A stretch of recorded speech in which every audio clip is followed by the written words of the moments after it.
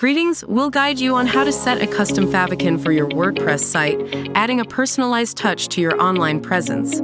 Start by logging into your WordPress dashboard and then go to Direction Appearance, Customize, Site Identity, Direction. This will take you to the WordPress Customizer, specifically to the Site Identity section.